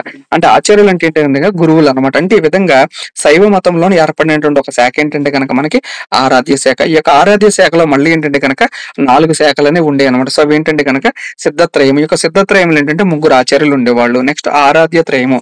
ఈ యొక్క ఆరాధ్య త్రయం ఏంటంటే ముగ్గురు మంది ఆచార్యులు ఉండేవాళ్ళు. అదేవిధంగా నెక్స్ట్ ఆచార్య త్రయం. ఈ యొక్క ఆచార్య త్రయంలో కూడా ముగ్గురు గురువులు ఉండేవాళ్ళు. అదేవిధంగా లాస్ట్ ఏంటంటే పండిత త్రయము. ఇక పండిత త్రయంలో కూడా ఏంటంటే ముగ్గురు గురువులు ఉండేవాళ్ళు అనమాట. అంటే ఈ విధంగా శైవ మతంలోని ఒక శాఖ అయినటువంటి ఆరాధ్య శైవం అనే ఒక శాఖ ఉండేదన్నమాట. ఈ యొక్క ఆరాధ్య శైవం అనే శాఖలోనే 4 శాఖలు ఉండేవి. ఈ యొక్క 4 శాఖలు ఏంటంటే ప్రతి ఒక్క శాఖలో ముగ్గురు గురువులు ఉండేవాళ్ళు అనమాట. అంటే టోటల్ గా ఏంటంటే 12 మంది గురువులు ఉండేవాళ్ళు అనమాట. సో ఇదంతా కూడా ఏంటంటే శైవ మతానికి సంబంధించినటువంటి సమాచారం అనమాట. ఇంకొకటి ఏంటంటే కర్ణాటకలో ఉన్న మనకి బసవేశ్వరుడు ఏం చేస్తాడంటే కనుక వీర శైవం అని చెప్పి ఇంకొక శాఖను తీసుకురావడం జరిగింది. అంటే శైవ మతంలోనే డిఫరెంట్ శాఖలనే ఉంటాయి. అంటే కొన్ని రకాలైనటువంటి శాఖలనే ఉంటాయి అనమాట. అంటే శివుని పూజించేటువంటి విధానం కానీ లేదా వాళ్ళు ఆచరించే పద్ధతులు ఏవైతే ఉన్నాయో వాటిలన్నింటిలో కూడా ఏంటంటే వాళ్ళు ఒక పేరు అనేది పెట్టుకోవడం జరిగింది అనమాట. సో ఈ విధంగా ఏంటంటే కర్ణాటక ప్రాంతంలో ఉన్నటువంటి బసవేశ్వరుడు ఎవరైతే ఉన్నాడో ఇతను ఏంటంటే వీర శైవం అని చెప్పి ఇంకొక శాఖని శైవ మతంలో ఇంకొక శాఖని ఇతను తీసుకురావడం జరిగింది అనమాట. సో ఈ విధంగా కర్ణాటకలో ఉన్నటువంటి బసవేశ్వరుడు స్థాపించిన యొక్క వీర శైవ మతం ఏదైతే ఉందో దీన్ని మన ఆంధ్ర ప్రాంతంలోకి తీసుకొచ్చినటువంటి వాళ్ళు ఎవరంటే కనుక మల్లికార్జున పండితుడు అనమాట. అంటే మల్లికార్జున పండితుడు మనకి ఇక వీరశైవం అనే మతాన్ని మన ఆంధ్రలోకి తీసుకురావడం జరిగింది అనమాట. ఇక వీరశైవ మతం ఏదైతే ఉందో దీన్ని పూజించేటువంటి వాళ్ళని లేదా దీన్ని ఫాలో అయినటువంటి వాళ్ళని దీన్ని ఆరాధించేటువంటి వాళ్ళని ఏమంటారంటే కనుక లింగాదారులు అని చెప్పి పిలవడం జరుగుతుంది అనమాట. సో ఈ విధంగా ఏంటంటే వీరశైవ మతం అనేది ఉంది. ఈ యొక్క వీరశైవ మతాన్ని ఆచరించే వాళ్ళని ఏమంటారంటే కనుక లింగాదారులు అని చెప్పి పిలవడం జరుగుతుంది అనమాట. ఇక్కడ ఉన్న లింగాదారులు ఎవరైతే ఉన్నారో వీళ్ళ యొక్క మత పుస్తకాలు ఏంటంటే కనుక ఆగములు. అంటే ఎగ్జామ్ లో ఒకసారి బిట్టడం జరిగింది అనమాట. ఆగమములు అనేవి ఎవరికి సంబంధించినటువంటి పుస్తకాలు అంటే కనుక ఇక వీరశైవ మతం ఏదైతే ఉందో ఈ యొక్క వీరశైవ మతానికి సంబంధించినటువంటి మత పుస్తకాలు అనమాట. సో ఇంకొకటి ఏంటంటే వీళ్ళ యొక్క గురువులు ఏమని పిలిచేవాళ్ళు అని చెప్పి అడిగారంటే జంగములు అని చెప్పి పిలవడం జరుగుతుంది. అంటే ఈ విధంగా లింగాదారులు ఎవరైతే ఉన్నారో వీళ్ళ కాలం నాటి మత పుస్తకాలను ఏమో ఆగమములు అని పిలవడం జరిగేది. అదేవిధంగా లింగాదారులు ఎవరైతే ఉన్నారో వాళ్ళ యొక్క గురువులు ఏంటంటే జంగమములు అని చెప్పి పిలవడం జరిగింది అనమాట. సో ఇంకొకటి ఏంటంటే పాల్కురుగు సోమనాథ్ రచించినటువంటి యొక్క పండితారాధన చరిత్ర అని ఏదైతే గ్రంథం ఉంది యొక్క గ్రంథములు ఏంటంటే మల్లికార్జున పండితుడికి సంబంధించిన సమాచారం మొత్తం కూడా ఏంటంటే ఇక్కడ ఉన్నటువంటి పాల్కూరు సోమనాథుడు ఏంటంటే రచించడం జరిగింది అనమాట. ఈ యొక్క మల్లికార్జున పండితుడు ఎవరంటే కనుక శివతత్వ సారమని ఎక్కువగా అతను ఏంటంటే స్టార్ట్ చేయడం జరిగింది అనమాట. అంటే శివునికి సంబంధించినటువంటి బోధనలు కానీ అదే విధంగా శివునికి సంబంధించినటువంటి ఆచారాలు సంప్రదాయాలు శివాలయాలు ఇవన్నీ కూడా మొత్తం ఎవరు కట్టారంటే కనుక మల్లికార్జున పండితుడు ఏంటంటే కట్టడం జరిగింది అనమాట. ఈ యొక్క మల్లికార్జున పండితుడి గురించి మనకి పాల్కూరు సోమనాథుడు ఏంటంటే తను రచించినటువంటి పండితారాధ్య చరిత్ర అనే గ్రంథములు ఏంటంటే తన గురించినటువంటి సమాచారం మొత్తం కూడా ఏంటంటే అతను పేర్కొనడం జరిగింది అనమాట. సో నెక్స్ట్ ఏంటంటే కనుక శైవ మతం అని ఇంతగా అభివృద్ధి చెందినప్పటికీ కూడా ఏంటంటే రాను ఏంటంటే శైవులు ఎవరైతే ఉన్నారో వాళ్ళకి అదే విధంగా విష్ణువుని పూజించినటువంటి వాళ్ళు ఎవరైతే ఉన్నారో వాళ్ళిద్దరి మధ్యలో ఏంటంటే గొడవలు అనేవి రావడం జరిగింది అనమాట. సో ఈ విధంగా ఏంటంటే శైవులకి అదే విధంగా వైష్ణవులకి ఏంటంటే గొడవలు అనేవి రావడం జరిగింది. అంటే శివుని పూజించేటువంటి వాళ్ళకి అదే విధంగా విష్ణువుని పూజించినటువంటి వాళ్ళు ఎవరైతే ఉన్నారో వాళ్ళిద్దరి మధ్యలో గొడవలు అనేవి రావడం జరిగింది అనమాట. సో ఈ విధంగా గొడవలు వచ్చినప్పుడు ఏంటంటే మనకి ప్రముఖ కవి అయినటువంటి తిక్కన ఎవరైతే ఉన్నాడో తిక్కన సోమయాజి ఎవరైతే ఉన్నాడో ఇతను ఏంటంటే ఆపడానికి ట్రై చేశాడు అనమాట. అంటే మీ ఇద్దరు గొడవ పడొద్దు, శివుని పూజించే వాళ్ళు ఎవరైతే ఉన్నారో వీరశైవులు ఎవరైతే ఉన్నారో మీ యొక్క దేవుడైనా సరే లేదా వైష్ణవులు ఎవరైతే ఉన్నారో మీ యొక్క దేవుడు ఇద్దరు దేవుళ్ళు కూడా ఒక్కటే అని చెప్పి ఏం చేశాడంటే కనుక హరిహర నాద తత్వం అని చెప్పి ఒక బోధన అనేది ఈ యొక్క తిక్కననే తీసుకురావడం జరిగింది అనమాట. ఎగ్జామ్ లో చాలా సార్లు అడిగాడు అనమాట. అంటే హరిహర నాద తత్వం అనే బోధన తీసుకొచ్చినటువంటి కాకతీయ కాలానికి చెందినటువంటి కవి ఎవరంటే కనుక మనకి తిక్కన అనమాట. సో ఈ యొక్క తిక్కన ఏంటంటే కనుక ఈ యొక్క శివులు అదే విధంగా వైష్ణవులు ఎవరైతే ఉన్నారో వాళ్ళిద్దరు గొడవ పడుతున్నారు అనమాట. అంటే మా దేవుడు గొప్ప అంటే మా దేవుడు గొప్ప అని చెప్పి వాళ్ళిద్దరు గొడవ పడుతున్నారు. కాబట్టి ఎవరి దేవుడు గొప్ప కాదు, అందరి యొక్క దేవుడు ఒక్కడే అని చెప్పి ఏంటంటే హరిహర నాద తత్వం అని చెప్పి ఒక సూత్రాన్ని ఏంటంటే ఈ యొక్క తిక్కన అతను ఏంటంటే తీసుకురావడం జరిగిందను. ఇంకొకటి ఏంటంటే వీళ్ళ కాలంలో మనకి అనేక మంది గ్రామ దేవతలను ఏంటంటే పూజించడం జరిగిందనమాట. ఆ యొక్క గ్రామ దేవతల యొక్క పేర్లు ఏంటంటే కనుక పోతురాజు, అదేవిధంగా ఏకతమ్మ, అదేవిధంగా కాకతమ్మ, అదేవిధంగా పోలేరమ్మ, అదేవిధంగా మహారమ్మ అనమాట. అంటే ఈ విధంగా వాళ్ళ కాలంలో ఏంటంటే కొంతమంది గ్రామ దేవతలు అనేవాళ్ళు పిలిచేవాళ్ళు అనమాట. అంటే ఈ రోజులు కూడా కనుక మనం చూసినట్లయితే కనుక కొన్ని చోట్ల ఏంటంటే కొన్ని గ్రామ దేవతలను ఏంటంటే వాళ్ళు పూజించడం జరుగుతుంది అనమాట. సో అదే విధంగా వాళ్ళ కాలంలో కూడా ఏంటంటే కొంతమంది గ్రామ దేవతలను కూడా ఏంటంటే వాళ్ళు పూజించడం జరిగేది అనమాట. సో ఇంకొకటి ఏంటంటే వాళ్ళు వేరులకు ఏంటంటే వేరే పూజ చేసేవాళ్ళు అనమాట. వేర పూజ అంటే ఏంటంటే గనక ఎవరైతే గనక రాజు కోసం చనిపోయినా సరే, లేదైనా సరే ఒక మంచి కారణం కోసం గనక అక్కడ ఉన్నటువంటి సైనికులు గాని ఎవరైనా సరే చనిపోయినట్లయితే గనక వాళ్ళందరికీ కూడా ఏంటంటే వేరే పూజ అనేది చేసేవాళ్ళు. అంటే వాళ్ళ యొక్క విగ్రహాలను ప్రతిష్ఠించి వాళ్ళకు కూడా అనేది వాళ్ళకు కూడా ఏంటంటే వీళ్ళు పూజించడం జరిగేదన్నమాట. సో దాన్ని ఏమంటారంటే గనక వేర పూజ అని చెప్పి పిలవడం జరిగేదన్నమాట. ఈ యొక్క వేర పూజ అనే సాంప్రదాయం అనేది మనకి పూర్తిగా ఎవరి కాలంలో ఉందంటే గనక ఇక కాకతీయుల కాలంలోనే మనకి ఉందని చెప్పి మనం అర్థం చేసుకోవచ్చు అనమాట. సో ఇంకొకటి ఏంటంటే వీళ్ళ కాలంలో ఎక్కువగా ఏంటంటే తిరునాళ్ళు అనేవి జరిగేవి అనమాట. అంటే ఈ రోజుల్లో మనం చూసినట్లయితే గనక తిరునాళ్ళు అనేవి జరుగుతూ ఉంటాయి కదా, వాళ్ళ కాలంలో కూడా ఏంటంటే తిరునాళ్ళు అనేవి జరిగేవి. అవి ఏంటంటే మాక్సిమం ఏంటంటే 5 రోజుల పాటు ఆ యొక్క తిరునాళ్ళు జరిగేవి అని చెప్పి మనకు ఉన్నటువంటి సమాచారం అనమాట. సో ఇంకొకటి ఏంటంటే వీళ్ళ కాలంలో అంటే మత వ్యవస్థ గురించి మనం మాట్లాడుకుంటున్నాం కాబట్టి శైవ మతాన్ని గురించినటువంటి సమాచారం మొత్తం కూడా మనం మాట్లాడుకున్నాం. శైవ మతంలో ఉన్నటువంటి శాఖలేంటి, అదేవిధంగా వీర శైవ మతం అనేది ఏ విధంగా వచ్చింది, అదేవిధంగా శైవ మతానికి సంబంధించినటువంటి కొంతమంది వచ్చినటువంటి శాసనాలు, అదేవిధంగా ఎంతమంది ఏ ఏ గ్రామాలకి దానం ఇచ్చారు, దీని గురించి సమాచారం మొత్తం కూడా ఏంటంటే మనం శైవ మతానికి సంబంధించి మాట్లాడుకున్నాం. సో నెక్స్ట్ ఏంటంటే కనుక వైష్ణవ మతం అంటే వైష్ణవ మతం కూడా ఈ యొక్క కాకతీయుల కాలంలో ఉందన్నమాట. సో విద్యార్థులందరూ కూడా ఎలా గుర్తుపెట్టుకోవాలంటే కనుక బౌద్ధ మతం అనేది వీళ్ళ కాలంలో అసలు లేదనమాట. సో జైన మతం అనేది ఎంతో కొంత ఉందన్నమాట. అదే విధంగా శైవ మతం అనేది బాగా అభివృద్ధికి చెందిందనమాట. అంటే శైవ మతం అనేది బాగా ఉన్నటువంటి మతం అనమాట. సో శైవ మతం తర్వాత ఏంటంటే వైష్ణవ మతం కూడా వీళ్ళ కాలంలో ఉందన్నమాట. అంటే శైవ మతస్థులకి అదేవిధంగా వైష్ణవ మతస్థులు ఎవరైతే ఉన్నారో వాళ్ళందరికీ గొడవలు జరిగినప్పటికీ కూడా వైష్ణవ మతం అనేది వాళ్ళ కాలంలో కూడా ఉంది అని చెప్పి మనకి ఉన్నటువంటి ఆధారాలు ఏంటంటే కనుక వీళ్ళు వాళ్ళ యొక్క రాజముద్ర కింద దేని వాడేవాళ్ళు అంటే కాకతీయులు అనేవాళ్ళు వాళ్ళ యొక్క రాజచిహ్నం కింద దేని వాడారు మనకి మనం చూసినట్లయితే కనుక వరాహం కింద వాళ్ళ యొక్క రాజముద్ర కింద ఏంటంటే వరాహం అనే బొమ్మను వాళ్ళు వాడడం జరిగింది అనమాట. మరి వరాహం అంటే ఏంటి? విష్ణువు యొక్క వాహనం అనమాట. అంటే విష్ణువు యొక్క వాహనాన్ని ఏంటంటే వాళ్ళు రాజముద్ర కింద చేసుకునే వాళ్ళు ఉన్నారు కాబట్టి వాళ్ళు వైష్ణవ మతాన్ని కూడా ప్రోత్సహించారని చెప్పి మనం అర్థం చేసుకోవచ్చు అనమాట. ఇంకొకటి ఏంటంటే తమిళనాడులో ఉన్నటువంటి రామానుజుడు ఎవరైతే ఉన్నాడో ఇతను ఏంటంటే వీర వైష్ణవం అని చెప్పి ఒక కొత్త మతాన్ని కూడా తీసుకురావడం జరిగింది. అంటే వైష్ణవ మతంలోనే వీర వైష్ణవం అనే మతాన్ని మనకి తమిళనాడు ప్రాంతంలో ఉన్నటువంటి రామానుజాచార్యుడు ఎవరైతే ఉన్నాడో ఇతను ఏంటంటే కనుక భారతదేశంలోని వీర వైష్ణవం అనే ఒక శాఖను తీసుకురావడం జరుగుతుంది అనమాట. సో ఈ విధంగా తీసుకొచ్చినటువంటి ఒక వీర వైష్ణవం అనే శాఖ ఏదైతే ఉందో ఈ యొక్క శాఖని మనకి పల్నాటి బ్రహ్మనాయుడు హైహే వంశానికి చెందినటువంటి యొక్క పల్నాటి బ్రహ్మనాయుడు ఎవరైతే ఉన్నాడో ఈ యొక్క పల్నాటి బ్రహ్మనాయుడు ఏంటంటే మన ఆంధ్రలోకి ఒక వీర వైష్ణవ మత శాఖను ఏంటంటే మన ఆంధ్రప్రదేశ్ లోకి ప్రత్యేకించి మన దక్షిణ ఆంధ్ర ప్రాంతం అదేవిధంగా తెలంగాణ ప్రాంతంలోకి ఒక పల్నాటి బ్రహ్మనాయుడు ఏంటంటే తీసుకురావడమే కాకుండా బాగా అభివృద్ధి చేయడం జరుగుతుంది అనమాట. అంటే ఎవరి కాలంలో మనకి వీర వైష్ణవం అనేది బాగా అభివృద్ధి చెందింది అని కనుక ఎగ్జామ్లు అడిగినట్లయితే కనుక పల్నాటి బ్రహ్మనాయుడు కాలంలోనే మనకి ఈ యొక్క వీర వైష్ణవ మతం అనేది బాగా అభివృద్ధి చెందింది అనమాట. అదే విధంగా తూర్పు గంగులు ఎవరైతే ఉన్నారో వాళ్ళు కూడా ఏంటంటే వైష్ణవ మతాన్ని ఏంటంటే వాళ్ళు ఎక్కువగా పూజించడం జరిగింది అనమాట. అంటే తూర్పు గంగులు ఎవరైతే ఉన్నారో వాళ్ళని ఏమని పిలిచేవాళ్ళు అంటే కనుక మధ్వాచార్యులు అని చెప్పి పిలవడం జరిగింది అనమాట. అంటే ఈ యొక్క వైష్ణవ మతానికి సంబంధించి ఏంటంటే వాళ్ళందరినీ మధ్వాచార్యులు అని పిలవడం జరుగుతుంది అనమాట. అంటే ఈ విధంగా ఏంటంటే వాళ్ళందరూ కూడా వైష్ణవ మతాన్ని పూజించారు. అంటే వైష్ణవ మతం కూడా కాకతీయుల కాలంలో ఉంది అని చెప్పి మనం అర్థం చేసుకోవచ్చు అనమాట. సో ఇంకొకటి ఏంటంటే మనం ఏ విధంగా వీళ్ళ కాలంలో ఏంటంటే వైష్ణవ మతం కూడా ఉంది అని మనం అర్థం చేసుకోవచ్చు అంటే త్రికూటల ఆలయాలు అని చెప్పి వీళ్ళ కాలంలో నిర్మించడం జరిగింది అనమాట. సో త్రికూటల ఆలయాలు అంటే ఏంటంటే కనుక విష్ణువుకి సంబంధించినటువంటి విగ్రహం, అదే విధంగా శివుడికి సంబంధించినటువంటి విగ్రహం, అదే విధంగా సూర్యుడికి సంబంధించినటువంటి విగ్రహం. సో ఈ 3 విగ్రహాలు ఏంటంటే ఈ యొక్క 3 యొక్క విగ్రహాలను కలిపి ఏంటంటే వాళ్ళు గుడులను కట్టడం జరిగింది అనమాట. అంటే ఒకే దేవాలయంలో ఏంటంటే 3 విగ్రహాలను కూడా ఏంటంటే వాళ్ళు ప్రతిష్ఠించడం జరిగింది అనమాట. అంటే ఈ విధంగా విష్ణువుని అదే విధంగా శివుడిని అదే విధంగా సూర్యుడిని కూడా ఏంటంటే ఈ యొక్క ముగ్గురిని కూడా ఏంటంటే ఒకే గుడిలో వాళ్ళు పూజించడం జరిగింది అనమాట. అంటే దీన్ని బట్టి మనం ఏం అర్థం చేసుకోవచ్చు? శైవ మతం ఉంది, అదే విధంగా వైష్ణవ మతం కూడా ఉంది అనమాట. అంటే వీళ్ళు పరమత సహనాన్ని ప్రదర్శించారని చెప్పి అర్థం చేసుకోవచ్చు అనమాట. అదే విధంగా వైష్ణవ మతానికి సంబంధించినటువంటి కొన్ని గుడులు ఏంటంటే కొన్ని దేవాలయాలు ఏంటంటే కనుక ప్రతాపరుద్రావణ కాలంలో ఇతను నిర్మించినటువంటి 1000 స్తంభాల గుడి అనేది యొక్క విష్ణువులు ఎవరైతే ఉన్నారో ఈ యొక్క విష్ణు దేవుడికి సంబంధించినటువంటి వాసుదేవుడికి సంబంధించినటువంటి విగ్రహం అనేది మనకి యొక్క 1000 స్తంభాల గుడులు ఏంటంటే ప్రతిష్ఠించడం జరిగింది అనమాట. అంటే దీన్ని బట్టి వీళ్ళ కాలంలో వైష్ణవ మతం ఉంది అని చెప్పి మనం అర్థం చేసుకోవచ్చు అనమాట. అదే విధంగా మైలాంబ గణపతి దేవుడి యొక్క సోదరైనటువంటి మైలాంబ ఏంటంటే గోపాలకృష్ణుడి యొక్క ఆలయాన్ని ఇనుగతి ప్రాంతంలో నిర్మించడం జరిగింది అనమాట. అంటే ఈ విధంగా ఏంటంటే విష్ణువుడికి సంబంధించినటువంటి గోపాలకృష్ణుడి యొక్క దేవాలయాన్ని ఇనుగతి ప్రాంతంలో మనకి మైలాంబ ఏంటంటే నిర్మించడం జరిగింది. అదే విధంగా గంగయ్య సేనని ఏంటంటే మనకి ప్రసన్న కేశవ ఆలయం అని చెప్పి ఒక ఆలయాన్ని నిర్మించడం జరిగింది అనమాట. సో ఆలయంలో కూడా ఏంటంటే విష్ణువు యొక్క విగ్రహాన్ని ఏంటంటే ఇతను నిర్మించడం జరిగింది అనమాట. అదే విధంగా వీళ్ళ కాలంలో ఉన్నటువంటి ఒక ప్రత్యేకమైన లక్షణం ఏంటంటే కనుక వీళ్ళని స్మార్తలు అని చెప్పి పిలిచేవాళ్ళు అనమాట. ఎగ్జామ్ లో చాలా సార్లు అడిగారు అనమాట. స్మార్తలు అంటే ఏంటంటే కనుక వీళ్ళు 2 మతాలని కూడా ఆదరించడం జరిగింది అనమాట. అంటే విష్ణువు యొక్క మతాన్ని ఆదరించారు, అదే విధంగా శివుడి యొక్క మతాన్ని కూడా ఆదరించారు. అంటే శైవ మతాన్ని ఆదరించారు, ఆదరించారు. అదేవిధంగా వైష్ణవ మతాన్ని కూడా వీళ్ళు ఆదరించారు కాబట్టి 2 మతాలను ఆదరించి పరమత సహనం ప్రదర్శించారు కాబట్టి వీళ్ళని ఏమని పిలిచేవాళ్ళంటే గనక స్మార్తలు అని చెప్పి పిలవడం జరిగిందనమాట. సో ఇది వీళ్ళ కాలం నాటి మత పరిస్థితులనమాట. సో నెక్స్ట్ ఏంటంటే మనం సాహిత్యం గురించి చూద్దాం అనమాట.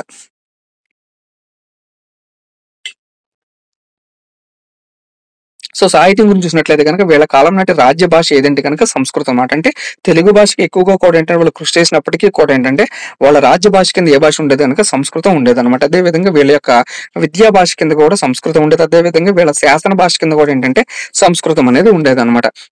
సో ఇంకోటి ఏంటంటే ప్రతాపరుద్రవన్ రచించినటువంటి యొక్క నీతి సారం అనే గ్రంథం ఏదైతే ఉంది, ఈ యొక్క గ్రంథం ప్రకారం ఏంటంటే ఇతన్ని కవిరాజు అని చెప్పి పిలవడం జరిగేది అనమాట. అంటే ఇతను రచించినటువంటి బద్దెన ఎవరైతే ఉన్నారో బద్దెన రచించినటువంటి నీతి శాస్త్ర ముక్తావళి అనే గ్రంథం ప్రకారం ఏంటంటే మనకి ప్రతాపరుద్రవన్ ఏంటంటే నీతి సారం అనే గ్రంథాన్ని తెలుగులో రచించడం జరిగింది అనమాట. అంటే వీళ్ళ కాలం అంటే సాహిత్యానికి సంబంధించినటువంటి కవులకు సంబంధించినటువంటి ఇన్ఫర్మేషన్ అనమాట ఇది. ఇంకొకటి ఏంటంటే వీళ్ళ కాలంలో మనకి అనేకమైనటువంటి ఘటికలు ఉండేవన్నమాట. సో ఘటికలు అంటే ఏంటంటే విద్యాలయాలు, అదేవిధంగా తటాకాలు కూడా ఏంటంటే వీళ్ళ కాలంలో అనేకం నిర్మించడం జరిగిందనమాట. అదేవిధంగా ప్రతాపరుద్ర ఆస్థానంలో ఉన్నటువంటి ఒక కవి ఎవరంటే కనుక మనకి విద్యానాథుడు. సో ఇతనికి ఉన్నటువంటి మరొక పేరు ఏంటంటే అగస్త్యుడు అనమాట. సో అగస్త్యుడు అన్నా సరే లేదా విద్యానాథుడు అన్నా సరే ఒకటే అనమాట. సో ఈ విధంగా ప్రతాపరుద్రుడు ఎవరైతే ఉన్నాడో ఇక ప్రతాపరుద్రుడి కాలంలో ఉన్నటువంటి ఆస్థానం ఉన్నటువంటి విద్యానాథుడు అనే కవి ఏంటంటే మనకి ప్రతాపరుద్ర యశోభూషణం అనే ఒక గ్రంథాన్ని కూడా రచించడం జరుగుతుంది అనమాట. అదే విధంగా ఇతను రచించిన ఇంకొక గ్రంథం ఏంటంటే నలకీర్తి కౌముదం, అదే విధంగా కృష్ణ చరిత. అంటే ఈ యొక్క ప్రతాపరుద్రుడి యొక్క ఆస్థానంలో ఉన్నటువంటి విద్యానాథుడు ఎవరైతే ఉన్నాడో ఇతను రచించినటువంటి గ్రంథాలు ఏంటంటే ప్రతాపరుద్ర యశోభూషణం, అదేవిధంగా నలకీర్తి కౌముదం, మూడోది ఏంటంటే కనుక కృష్ణ చరిత్ర అండి. సో ఈ విధంగా నలకీర్తి కౌముదం అనే గ్రంథాన్ని రచించినటువంటి వాడు ఎవరు అని చెప్పి మనకి ఎగ్జామ్ అడిగినట్లయితే కనుక అగస్త్యుడు లేదా విద్యానాథుడు అనమాట. సో నెక్స్ట్ చూసినట్లయితే మనం వీళ్ళ కాలం నాటి కవుల గురించి కనుక మనం మాట్లాడుకున్నట్లయితే కనుక తిక్కన అనమాట. సో ఈ యొక్క నెల్లూరు ప్రాంతాన్ని పరిపాలిస్తున్నటువంటి తిక్కసిద్ధి ఎవరైతే ఉన్నాడో ఈ యొక్క తిక్కసిద్ధి యొక్క ఆస్థానంలోనే మనకి ఒక తిక్కన్ అనే కవి ఉన్నాడు అనమాట. ఈ యొక్క తిక్కన్ ఏంటంటే మనకి మహాభారతం ఏదైతే ఉంది ఈ యొక్క మహాభారతాన్ని తెలుగులోకి అనువదించడానికి మొట్టమొదటిసారిగా ఏంటంటే మొట్టమొదటిసారిగా తెలుగులోకి అనువదించడానికి స్టార్ట్ చేసినటువంటి కవి అనమాట ఈ యొక్క తిక్కన్ అనమాట. అదే విధంగా ఇతను ఏంటంటే నిర్వచనోత్తర రామాయణం అనే గ్రంథాన్ని రాయడం జరిగింది అనమాట. ఈ యొక్క తిక్కన కవి ఏంటంటే నిర్వచనోత్తర రామాయణ అనే గ్రంథాన్ని రాసి తన గురువు అయినటువంటి తిక్కసిద్ధి ఎవరైతే ఉన్నాడో ఆ యొక్క తిక్కసిద్ధికి ఏంటంటే అంకితం చేయడం జరుగుతుంది అనమాట. అదే విధంగా తిక్కను కొన్నటువంటి బిరుదులు ఏంటి అని ఒకసారి చూసినట్లయితే కనుక సోమయాజి, అదే విధంగా ఉభయ కవి మిత్రుడు, అదే విధంగా మహాకవి అనమాట. సో అదే విధంగా ఇతను రచించినటువంటి ఇంకో గ్రంథాలు ఏంటంటే కనుక కృష్ణ చరితము, అదేవిధంగా కవి సార్వభౌమ చందము. ఈ విధంగా తిక్కన రచించినటువంటి గ్రంథాలు ఏంటంటే కనుక కృష్ణ చరితము, అదేవిధంగా కవి సార్వభౌమ చందం అనమాట. అదేవిధంగా తిక్కన శిష్యుడైనటువంటి కేతన్ రచించినటువంటి గ్రంథం ఏంటంటే కనుక బాగా ఇంపార్టెంట్ అయినటువంటి గ్రంథం విజ్ఞానేశ్వర గ్రంథం అనమాట. సో ఆల్రెడీ మనం ఇక విజ్ఞానేశ్వర గ్రంథం గురించి మనం ఇక కాకతీయులు అనేవాళ్ళు వాళ్ళ పరిపాలనా వ్యవస్థకి ఇక విజ్ఞానేశ్వర గ్రంథాన్ని ఆధారంగా చేసుకునే వాళ్ళు వాళ్ళ కాలంలో వాళ్ళు పరిపాలించారని చెప్పి మనం ఆల్రెడీ చదువుకున్నాం కదా. ఈ యొక్క విజ్ఞానేశ్వర గ్రంథం ఏదైతే ఉందో దీన్ని రచించినటువంటి వాడు ఎవరంటే కనుక కేతన. ఈ యొక్క కేతన ఎవరంటే కనుక మనకి యొక్క తిక్కన యొక్క శిష్యుడు అనమాట. అదే విధంగా తిక్కన ఏంటంటే మనకి హరిహరనాథ తత్వాన్ని బోధించాడని చెప్పి మనం ఆల్రెడీ చూసాం. అంటే ఏంటి హరి అంటే ఎవరు మనకి విష్ణుడు అనమాట. అదేవిధంగా హర అంటే ఎవరు మనకి శివుడు అనమాట. అంటే వాళ్ళిద్దరు కూడా ఒకటే అనే ఒక తత్వాన్ని బోధించినటువంటి వాడు ఎవరంటే కనుక మనకి తిక్కన అనమాట. అదే విధంగా ఇంకొక శిష్యుడు ఎవరంటే కనుక తిక్కనకు మనకి మారన్ అనే ఒక శిష్యుడు ఉంటారు అనమాట. కేతనతో పాటు మనకి మారన వీళ్ళిద్దరు కూడా ఎవరంటే కనుక తిక్కన యొక్క శిష్యులు అనమాట. ఈ యొక్క మారన ఏంటంటే మనకి మార్కండేయ పురాణం అనే ఒక గ్రంథాన్ని రాయడం జరుగుతుంది అనమాట. అంటే తన రాజు అయినటువంటి గంగయ్య సేనని లేదా నాగయ్య గన్న కోసం ఏంటంటే ఈ యొక్క మార్కండేయ పురాణం అనే గ్రంథాన్ని రాసి దాన్ని అంకితం చేయడం జరుగుతుంది అనమాట. అంటే ప్రతాపరుద్రుడు ఎవరైతే ఉన్నాడో యొక్క ప్రతాపరుద్రుడు యొక్క ఆస్థానం ఉన్నటువంటి యొక్క మారన్ ఏంటంటే మార్కండేయ పురాణం అనే ఒక గ్రంథం రాయడం జరుగుతుంది. సో ఆ యొక్క గ్రంథాన్ని ఏంటంటే ప్రతాపరుద్రుడు ఆస్థానంలో ఉన్నటువంటి నాగయ్య గన్న ఎవరైతే ఉన్నాడో అతనికి అంకితం అనేది చేయడం జరుగుతుంది అనమాట.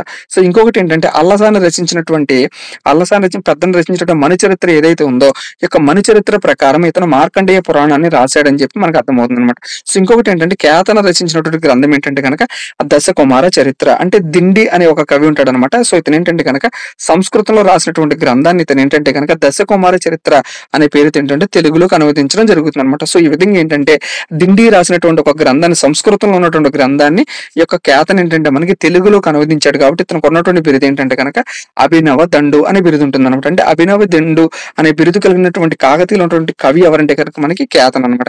ఈ యొక్క కేతన్ ఎవరు మనకి తిక్కన యొక్క శిష్యుడు అనమాట. సో ఇదంతా కూడా విద్యార్థులందరూ కూడా గుర్తుపెట్టుకోండి. ఇంకొకటి ఏంటంటే ఇతను రచించినటువంటి గ్రంథం ఏంటంటే కనుక కాదంబరి అని చెప్పి ఒక శృంగార నవలను కూడా ఏంటంటే ఇతను రాయడం జరుగుతుంది అనమాట. ఇంకొకటి ఏంటంటే ఆంధ్ర భాషా భూషణం అనే ఒక వ్యాకరణ గ్రంథం, అంటే తెలుగులోనే మొట్టమొదటి వ్యాకరణ గ్రంథం అనమాట. ఈ యొక్క ఆంధ్ర భాషా భూషణం అనే గ్రంథాన్ని కూడా రచించింది ఎవరంటే కనుక మనకి కేతన రచించడం జరుగుతుంది అనమాట. అదే విధంగా విజ్ఞానేశ్వర ఆలయం అనే ఒక గ్రంథాన్ని కూడా, రాజనీతి గ్రంథాన్ని కూడా ఇక్కడ ఉన్నటువంటి కేతన ఎవరైతే ఉన్నాడో ఇతను రచించడం జరుగుతుంది అనమాట. సో నెక్స్ట్ కవి గురించి చూసినట్లయితే కనుక మనకి మంచెన అనమాట. ఈ యొక్క మంచెన ఏంటంటే మనకి కేయూరు బాహు చరిత్ర అని చెప్పి ఒక గ్రంథాన్ని రాయడం జరుగుతుంది అనమాట. ఈ యొక్క గ్రంథాన్ని ఎవరికి అంకితం ఇచ్చాడంటే కనుక కొండనామాదిత్యుడికి అంకితం ఇవ్వడం జరుగుతుంది అనమాట. సో దీనికి ఆధారం ఏంటంటే కనుక మనకి రాజశేఖర్ రచించినటువంటి విద్యాశాలకు బంజిక అని ఏదైతే ఉందో ఈ యొక్క గ్రంథం ఆధారంగా ఏంటంటే ఇతను మంచిని ఏంటంటే కేయూరు బాహు చరిత్ర అనే గ్రంథాన్ని రాయడం జరుగుతుంది అనమాట. ఈ యొక్క కేయూరు బాహు చరిత్ర రాశాడు కదా, ఈ యొక్క కేయూరు బాహు చరిత్రలో ఏంటంటే చందవోలు అనే రాజధాని గురించి అతను పేర్కొనడం జరుగుతుంది. అంటే వెలనాటి చోళులు ఎవరైతే ఉన్నారో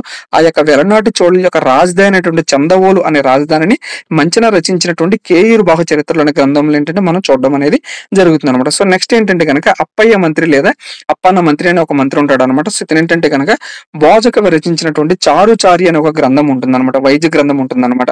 అంటే భోజకవి రచించినటువంటి చారుచారి అనే ఒక వైద్య గ్రంథాన్ని, సంస్కృతంలో ఉన్నటువంటి గ్రంథాన్ని తెలుగులోకి అనువదించినటువంటి వాడెవరంటే కనుక మనకి అప్పయ్యన్న మంత్రి లేదా అప్పన్న మంత్రి అనమాట. సో వెరీ వెరీ ఇంపార్టెంట్ అనమాట. అంటే భోజకవి రచించినటువంటి చారుచార్య అనే వైద్య గ్రంథాన్ని తెలుగులోకి రచించినటువంటి వాడెవరంటే కనుక మనకి అప్పయ్య మంత్రి అనమాట.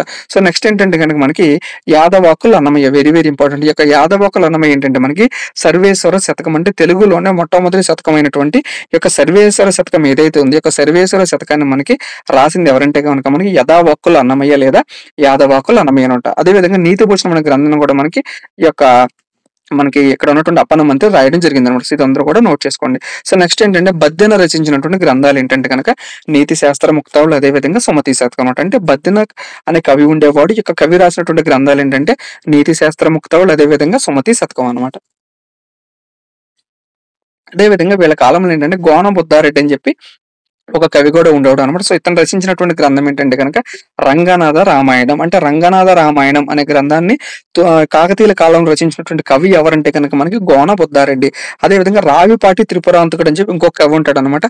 సో ఇతను రచించినటువంటి గ్రంథం ఏంటంటే కనుక మదన విజయం.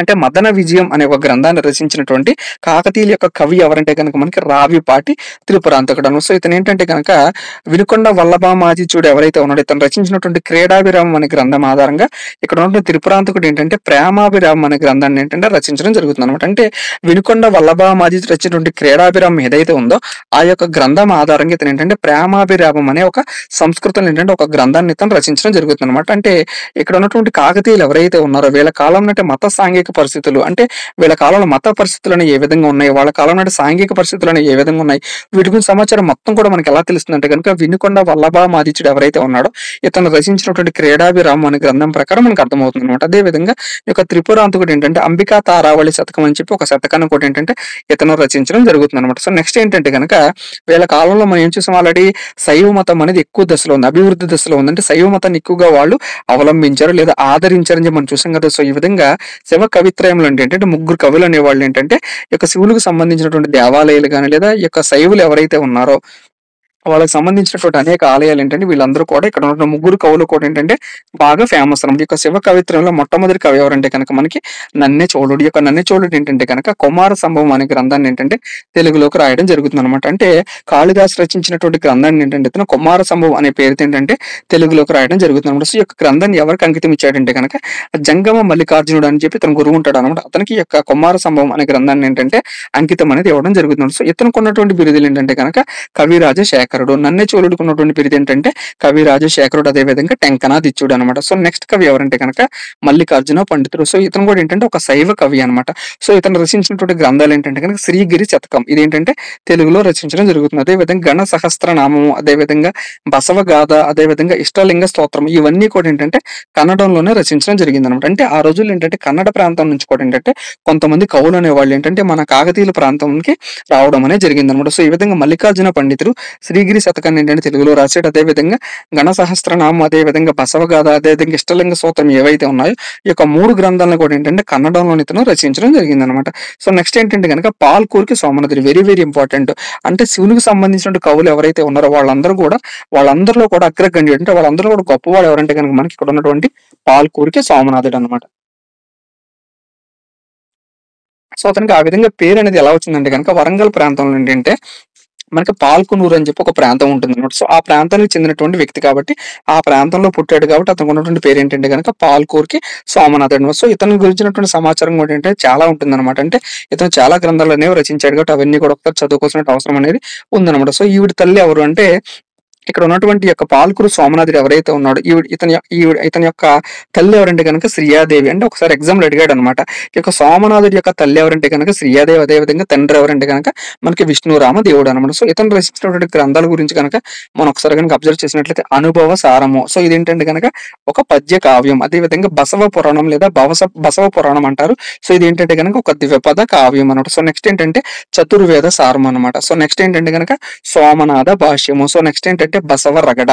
ఈ యొక్క బసవ రగడ అదేవిధంగా గంగోత్పరి రగడ అనే గ్రంథాలను ఏంటంటే కన్నడంలోనే తను రచించడం జరిగిందనమాట. అదేవిధంగా వృషాధిప శతకం, అదేవిధంగా చెన్నమల్లు సీసములు, అదేవిధంగా పండితారాధ్య చరిత్ర అంట. సో ఈ విధంగా ఏంటంటే ఇక్కడ ఉన్నటువంటి యొక్క పాల్కూర్కి సోమనాథుడు ఎవరైతే ఉన్నాడో ఇతను రచించినటువంటి గ్రంథాలు అనుభవసారం, బసవ పురాణం, అదేవిధంగా చతుర్వేద సారం, అదేవిధంగా సోమనాథ భాష్యము, అదేవిధంగా బసవ రగడ, అదేవిధంగా గంగోత్పత్తి రగడ, నెక్స్ట్ చూసినట్లయితే వృషాధిప శతకం, అదేవిధంగా నెక్స్ట్ ఏంటంటే చెన్నముళ్ళు సీసములు, అదేవిధంగా పండితారాధ్యన చరిత్ర అంట. సో ఈ విధంగా ఏంటంటే అనేక గ్రంథాలు, అనేక కావ్యాలు ఇతను రచించాడు అనమాట. సో ఈ విధంగా ఏంటంటే ఇతనికి ఉన్నటువంటి బిరుదు ఏంటంటే కనుక దేశ కవి అనే బిరుదు కలిగినటువంటి యొక్క కాకతీయుల కాలం నాటి కవి ఎవరంటే కనుక మనకి పాల్కూర్కి సోమనాథుడు అనమాట. సో నెక్స్ట్ ఉన్నటువంటి కవి ఎవరంటే కనుక మనకి శ్రీపతి పండితుడు. యొక్క శ్రీపతి పండితుడు ఏంటంటే కనుక బ్రహ్మసూత్రాలు అనే ఒక గ్రంథాన్ని తెలుగులో రాయడం జరుగుతుంది. అంటే సంస్కృతంలో ఉన్నటువంటి శివభక్తి దీపిక అనే ఒక గ్రంథం ఉంటుంది.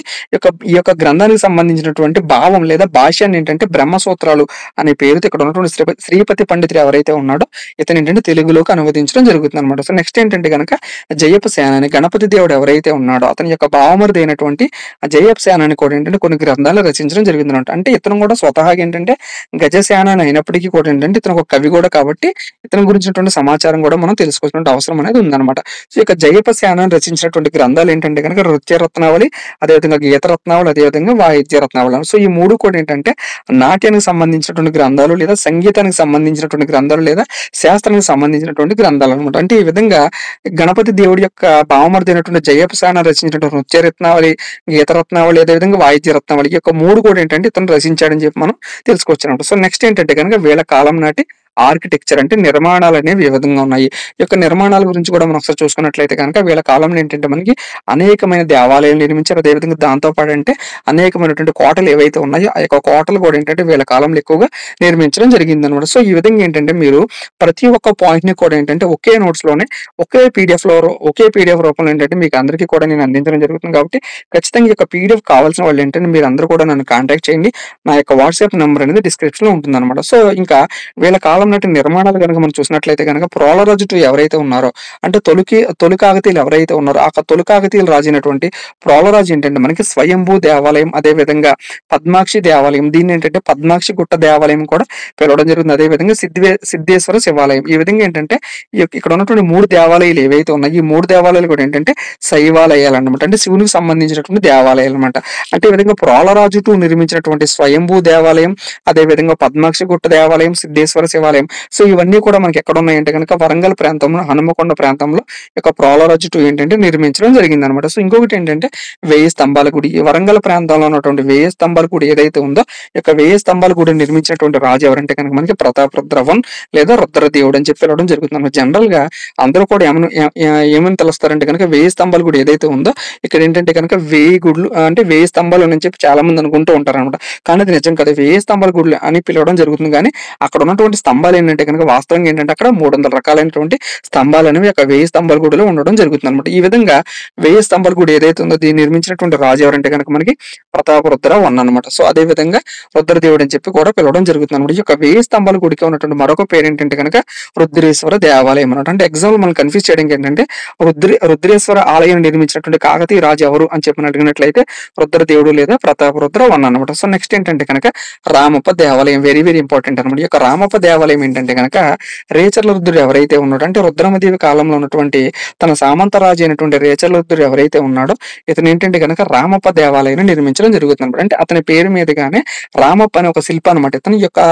అతని శిల్పి కాబట్టి అతని పేరు మీదుగానే ఈ యొక్క దేవాలయానికి రామప్ప దేవాలయం అని చెప్పి రావడం అనేది జరుగుతుంది అనమాట. ఈ విధంగా రామప్ప దేవాలయాన్ని నిర్మించింది ఎవరంటే కనుక మనకి రామప్ప. ఈ యొక్క రామప్ప అనే అతను ఏంటంటే ఎవరి కాలంలో ఉండేవాడంటే రేచర్ల రుద్రుడు ఎవరైతే ఉన్నాడో అతని కాలంలో ఉన్నటువంటి ఒక శిల్పి అనమాట.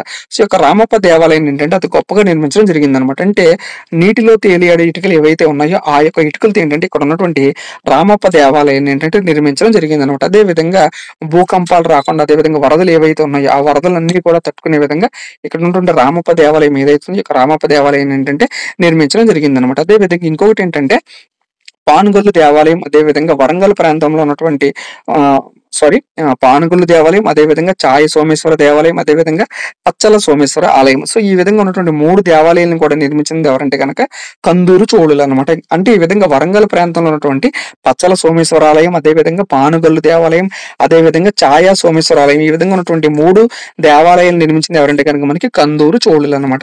సో నెక్స్ట్ చూసినట్లయితే మనకి పిల్లల మర్రి దేవాలయం వెరీ వెరీ ఇంపార్టెంట్. ఈ యొక్క పిల్లల మర్రి దేవాలయం నిర్మించినటువంటి రాజు ఎవరంటే కనుక మనకి నామిరెడ్డి అనమాట. అంటే నామిరెడ్డి అనే ఇక్కడ ఉన్నటువంటి రాజు ఏంటంటే మనకి పిల్లల మరి దేవాలయం అని చెప్పి నిర్మించడం జరుగుతుంది అనమాట. సో ఈ విధంగా పిల్లల మరి దేవాలయంలో ఏంటంటే మనకి చిత్రకళలు ఏవైతే ఉన్నాయో అంటే పెయింటింగ్ సంబంధించినటువంటి బొమ్మలు కానీ నాట్యానికి సంబంధించినటువంటి బొమ్మలు కానీ లేదా వాయిద్యానికి సంబంధించినటువంటి బొమ్మలు అన్ని కూడా ఏంటంటే ఇక్కడ ఉన్నటువంటి పిల్లల మరి దేవాలయం ఏదైతే ఉందో ఆ దేవాలయం గోడల మీద ఏంటంటే చెక్కడం అనేది జరిగింది అనమాట. అదే విధంగా రుద్రమదేవి ఆల్రెడీ మనం చదువుకున్నాం కదా. ఈ యొక్క రుద్రమదేవి ఎవరైతే ఉన్నారో ఈవిడ యొక్క మంత్రి అయినటువంటి గంగయ్య సేన ఏంటంటే మనకి ప్రసన్న కేశవాలయం చెప్పి ఒక ఆలయాన్ని కూడా ఈవిడ కాలంలో ఏంటంటే ఇతను నిర్మించడం జరుగుతుంది అనమాట. అంటే ఈ విధంగా రుద్రమదేవుడి యొక్క మంత్రి అయినటువంటి గంగయ్య సేనాని మనకి ప్రసన్న కేశవాలయం చెప్పి ఒక ఆలయాన్ని కూడా నిర్మించడం జరుగుతుంది అనమాట. సో ఇవన్నీ కూడా ఏంటంటే వీళ్ళ కాలం నాటి దేవాలయాలు అనమాట. సో నెక్స్ట్ చూసినట్లయితే మైలాంబ. సో మైలాంబ నిర్మించినటువంటి దేవాలయాలు ఏంటంటే ఇనుగత్తి నరసింహాలయం అదే విధంగా జంగమ భైరవ దేవాలయం అదే విధంగా శ్రీశైల దేవాలయం అనమాట. అంటే ఈ విధంగా మైలాంబ నిర్మించినటువంటి దేవాలయాలు ఇనుగత్తి నరసింహాలయం అదే విధంగా జంగమ భైరవ దేవాలయం అదే విధంగా శ్రీశైల దేవాలయం. సో ఇది వీళ్ళ కాలంలో ఉన్నటువంటి దేవాలయాలు అదేవిధంగా ఆ దేవాలయాలు అదే విధంగా ఈ యొక్క దేవాలయం నిర్మించినటువంటి రాజులు అనమాట. సో ఫైనల్ గా ఏంటంటే కనుక మనం చూడవలసింది ఓరుగల్లు కోట అనమాట. అంటే మనకి కాకతీయులు అని చదవంగానే మనకు గుర్తొచ్చేది ఏంటంటే కనుక ఓరుగల్లు కోట అనమాట. ఆ యొక్క ఓరుగల్లు కోటను కూడా ఏంటంటే వాళ్ళు ఏ విధంగా నిర్మించేవాళ్ళు అంటే కనుక ఆ యొక్క కోట చుట్టూరు కూడా ఏంటంటే ఒక నీటితో కూడినటువంటి నీరు ఉండేది అనమాట. అంటే ఆ కోట చుట్టూరు ఏంటంటే ఏ విధంగా వాటర్ అనేది ఉండేది అనమాట. సో ఎందుకంటే కనుక శత్రువులు అనే వాళ్ళు వచ్చినప్పుడు కనుక వాళ్ళు ఏ విధమైనటువంటి శత్రు రాజులు ఎవరైతే ఉన్నారో వాళ్ళందరూ కూడా వచ్చేటప్పుడు ఏంటంటే ఈ కోటలోకి రావాలంటే వాళ్ళు ఫస్ట్ ఏంటంటే దాని చుట్టూ ఉన్నటువంటి నీరు ఏదైతే ఉందో నది ఏదైతే ఉందో ఆ యొక్క చెరువు ఏదైతే ఉందో దాన్ని దాటి వాళ్ళు కోటలోకి రావాలన్నమాట. అంటే ఈ విధంగా శత్రు రాజులు ఎవరైతే ఉన్నారో వాళ్ళు కనుక కోటలకు అడుగు పెట్టాలంటే కనుక చాలా టైం పట్టేది అనమాట. సో అదే విధంగా చాలా టైం పట్టింది కాబట్టి ఇక్కడ ఉన్నటువంటి రాజులు ఎవరైతే ఉన్నారో శత్రు రాజులు వస్తారని చెప్పి వాళ్ళు ముందే పసిగట్టేసి ఏంటంటే వాళ్ళ మీద యుద్ధానికి వెళ్ళడానికి వాళ్ళకి అవకాశం అనేది ఉండేది అనమాట. అదే విధంగా ఈ యొక్క కోటను కూడా ఏంటంటే వాళ్ళు 3 రకాలుగా కట్టడం జరిగింది అనమాట. సో మొట్టమొదటి కోట ఏంటంటే పొట్ట కోట. అంటే ఈ కోట చుట్టూరు కూడా ఏంటంటే వాళ్ళు 3 కోటలను కట్టడం జరిగింది. అందులో మొట్టమొదటి పొట్ట కోట, రెండోది ఏంటంటే మట్టి కోట, మూడోది ఏంటంటే కనుక రాజకోట అనమాట. సో ఈ విధంగా ఏంటంటే ఆ యొక్క కోట చుట్టూరు వాటర్ ఉండేవి, ఆ నీళ్లతో కూడినటువంటి చెరువు ఉండేది. దాని చుట్టూరు ఏంటంటే మనకి 3 రకాల కోటలు కూడా మరలా ఉండేవి అని చెప్పి మనం తెలుసుకోవచ్చు అనమాట. సో నెక్స్ట్ చూసినట్లయితే ఈ యొక్క ఓరుగొల్ల కోట ఏదైతే ఉందో దీనికి సంబంధించినటువంటి బిట్స్ అనేవి చాలా సార్లు అడగడం జరుగుతుంది. అదేంటంటే ఈ యొక్క ఓరుగొల్ల కోట ఏదైతే ఉందో దాన్ని ప్రారంభించినటువంటి రాజు ఎవరంటే కనుక మనకి ప్రోలరాజు అనమాట.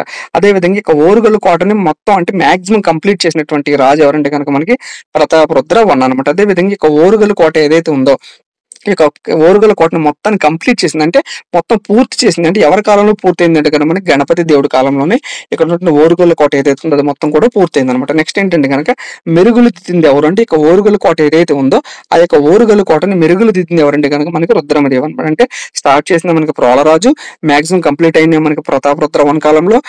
ఎవరి కాలంలో కంప్లీట్ అయింది కనుక గణపతి దేవుడి కాలంలో కంప్లీట్ అయింది. దానికి మెరుగులు దిద్దింది ఎవరంటే కనుక మనకి రుద్రమదేవి అనమాట. సో ఫైనల్ గా ఏంటంటే మనం చిత్రకళ గురించి కూడా చూసినట్లయితే గనక ఈ యొక్క కాకతీయ సామ్రాజ్యం ఏదైతే ఉందో ఈ యొక్క సామ్రాజ్యానికి సంబంధించినటువంటి సమాచారం మొత్తం కూడా ఏంటంటే మనం కంప్లీట్ చేసుకుంటాం అనమాట. సో వీళ్ళ కాలంలో చిత్రకళని వాళ్ళు ఏమని పిలిచేవాళ్ళు అంటే గనక నవకాశి అనే పేరుతో ఏంటంటే వాళ్ళు చిత్రకళని పిలవడం జరిగిందనమాట. సో నెక్స్ట్ ఇంకోటి ఏంటంటే వీళ్ళ కాలంలో మనకి ప్రతాపరుద్రుడు ఎవరైతే ఉన్నారో ఈ యొక్క ప్రతాపరుద్రుడి ఆస్థానంలో ఏంటంటే మాచల దేవి అని చెప్పి ఒక వేసి అనేది ఉండేదన్నమాట. అంటే ప్రతాపరుద్రుడి యొక్క ఉంపుడు గత్తె అనమాట ఈ యొక్క మాచల దేవి అనమాట. ఈ యొక్క మాచల దేవి ఏంటంటే స్వతహాగా ఒక చిత్రకారిణి అనమాట. అంటే ఈవిడ అనేకమైనటువంటి చిత్రాలన్నీ కూడా ఈవిడ ఏంటంటే గీయడం జరిగేది అనమాట. సో ఈ విధంగా ఏంటంటే మాచల దేవి అనే ఒక చిత్రకారికి సంబంధించినటువంటి సమాచారం మొత్తం కూడా మనకి ఈ యొక్క చిత్రకళకు సంబంధించినటువంటి సమాచారం ఉంటుంది. సో ఇంకొకటి ఏంటంటే ఇక్కడ ఉన్నటువంటి యొక్క వినుకొండ వల్లభామాజీడు ఎవరైతే ఉండో అతను రచించినటువంటి క్రీడాభిరామం అనే గ్రంథం ఏదైతే ఉందో ఆ గ్రంథం ప్రకారం ఏంటంటే ఇక్కడ ఉన్నటువంటి అనేక గుళ్ళ మీద ఏంటంటే శివలీలకు సంబంధించినటువంటి బొమ్మలు, అదేవిధంగా గోపికా కృష్ణులు ఎవరైతే ఉన్నారో వాళ్ళకి సంబంధించినటువంటి బొమ్మలు ఇవన్నీ కూడా మనకి ఏ దేవాలయం మీద చెక్కారంటే కనుక పిల్లల మరి దేవాలయం మీద చెక్కడం జరిగిందనమాట. అంటే ఈ విధంగా పిల్లల మరి దేవాలయం ఏదైతే ఉందో ఈ యొక్క పిల్లల మరి దేవాలయం మీద ఏంటంటే ఈ యొక్క చిత్రకళలకు సంబంధించినటువంటి బొమ్మలు, అదేవిధంగా శివుడికి సంబంధించినటువంటి బొమ్మలు, అదేవిధంగా గోపికా కృష్ణులకు సంబంధించిన బొమ్మలు అన్ని కూడా మనకి ఈ యొక్క పిల్లల మరి దేవాలయం ఏదైతే ఉందో ఈ యొక్క దేవాలయం మీద ఏంటంటే వాళ్ళు చెక్కడం జరిగిందనమాట. సో ఇది ఈ యొక్క కాకతీయులకు సంబంధించినటువంటి 100% కంప్లీట్ నోట్స్ అనమాట. సో ఇది యొక్క కాకతీయులకు సంబంధించినటువంటి కంప్లీట్ ఇన్ఫర్మేషన్ నోట్స్. సో ఈ రోజుతో ఏంటంటే మన ఈ యొక్క కాకతీయుల వంశానికి సంబంధించినటువంటి చరిత్ర కూడా ఏంటంటే మొత్తం అనేది మనం కంప్లీట్ చేసుకున్నాం అనమాట. సో ఈ యొక్క వీడియో అనేది ఎలా ఉంది అనేది ఖచ్చితంగా మీరు కామెంట్ సెక్షన్ లో చెప్పండి. సో ఈ విధంగా మీరు మీ యొక్క అభిప్రాయాన్ని ఇచ్చినప్పుడు మాత్రమే నేను ఫర్దర్ గా వీడియోస్ చేయడానికి అవకాశం ఉంటుంది కాబట్టి ఖచ్చితంగా ఒక లైక్ చేయండి. అదేవిధంగా మీకు అభిప్రాయాన్ని ఖచ్చితంగా కామెంట్ సెక్షన్ లో కూడా చెప్పండి. ఫైనల్ గా మన ఛానల్ ఖచ్చితంగా సబ్స్క్రైబ్ కూడా చేసుకోండి. Thank you.